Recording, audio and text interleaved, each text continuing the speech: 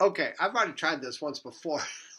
I had my messaging, I don't know if you can't see my screen. So down here, the messages, I had that accidentally turned on, and right in the middle of it, I got a text from my daughter that showed, it was Grandpa's pick for the little 4 month old.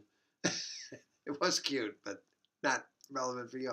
Anyway, we're going to look at home runs today. We're going to look at home runs and curveballs and how a ball curves and how the schoolhouse answer that we use in physics for home runs is way off. So let's just enjoy. I mean, I'm not a huge Yankees fan. I grew up in Kansas City. We're supposed to hate the Yankees. Of course, everybody hates the Yankees except for Yankees fans. But um, I kind of have to respect them quite a bit. And I always kind of like their individual players. Um, you know, I, I, I always get a little bit, oh, please, really, and when someone's getting ready to retire, like David Ortiz, and they do their final tours, and the same thing with Derek Jeter. Yeah, they were great ball players, but they do that. Baseball does that because its attendance is people like to go to the ballpark. It's an enjoyable experience. I mean, they've turned it into a carnival thing. Two people go to the ballpark. If you got $200, you can have a pretty good time. I bring my own peanuts and water and sit in nice seats. That's kind of what I do. And then I might treat myself to a beer about the fourth inning or so. But anyway, the going to the ballpark is still popular, but actual TV viewing and stuff like that of baseball is way down. Um, Baseball is going into and it's way down in the NFL too, and it has nothing to do with the kneeling. It has everything to do with how dull the games are, really, and how lifeless and that all that super analytics. Case in point, I'm going on one of my rants here, but just to intro the thing. Um, I have kind of turned off. I've kind of stopped watching college football also because I am tired of watching um, so-called student athletes. And these kids could go to college and everything and do well, but for the most part, they're not. That's not what they're there for. Our RUs, like I've said before, our RU athletes, that's what they're here for, is to be students first and then athletes second. If you're the starting quarterback, or if you're a starter, or if you're in the top 22 for the University of Alabama, Notre Dame, Clemson, any of those big time schools like that, your job is to be a football player. I mean, that is your job, and you know, and your job is to make money for all those coaches and for the athletic director, and you're not going to get a damn dime. Okay. Oh, but they pay for their education. Bullshit. I'm just going to tell you right now. They do, but you get injured, see ya. We'll go get another kid. We'll go give a scholarship to another kid and put you off scholarship, and we're not even going to pay for your health care. There you go. That's the NCAA. I'm tired of it. So I'm just, you know, our Ruse do it by the rules. Like I've said, you go to a Ruse basketball game, it's a lot of fun. It's not a lot, but anyway, so I just happened to be watching. It was Miami, who I like the U. I've always liked the U.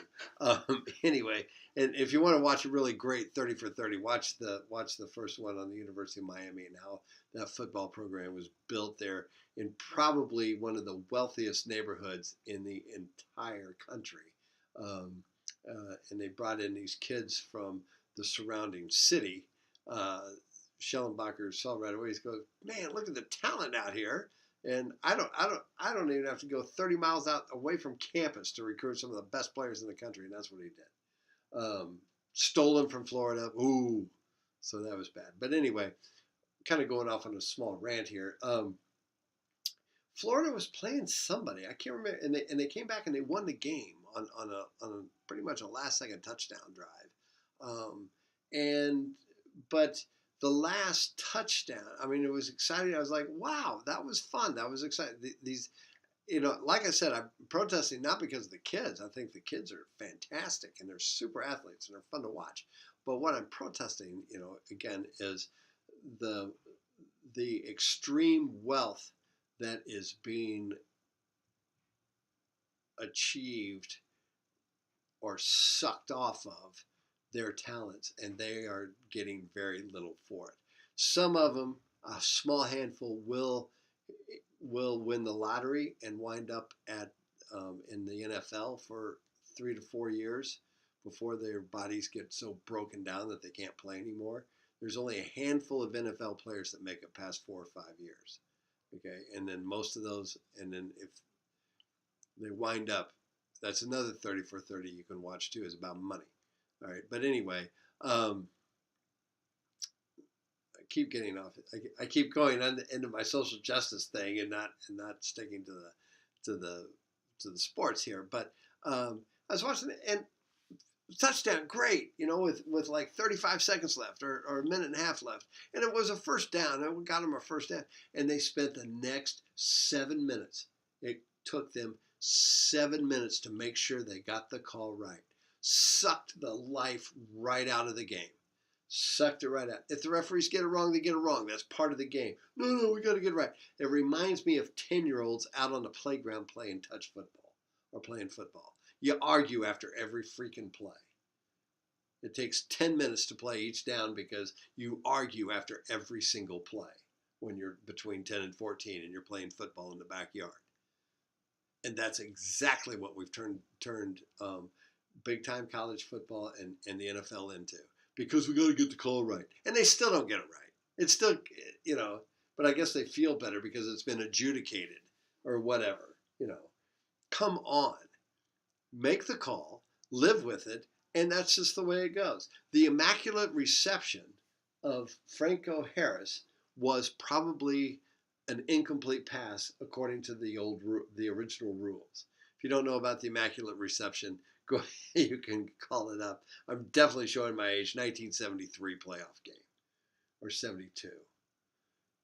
72 or 73 playoff game. Franco Harris catches a battered pass and runs it into the end zone on one of the last plays of the game. It was a great play, but back then, a ball could not bounce off an offensive player and then hit another offensive player. In that case, they said that it actually bounced off Jack Tatum, the assassin, as he was called, for the Oakland Raiders. He was one of the first of the heavy hitter safety people.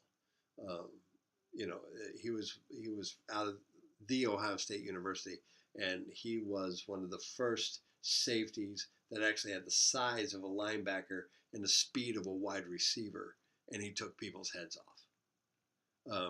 And they said the ball bounced off him, and then Franco Harris caught it. No, it clearly bounced off the Pittsburgh receiver.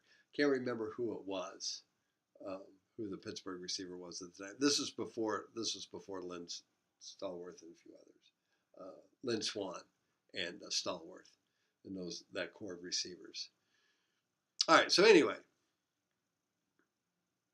got way off on a tangent there, but we'll get back to it. Okay, so what we're going to do today is we're going to look at home runs. And baseball, like I said, baseball's thing is way down. They like to have offense. Those of us who enjoy baseball don't mind a 1-0 game because it's really exciting, and or a 2-1 game because great pitching can also be fun to watch. The one thing that I think that people really start to hate about the Yankees is Joe Buck.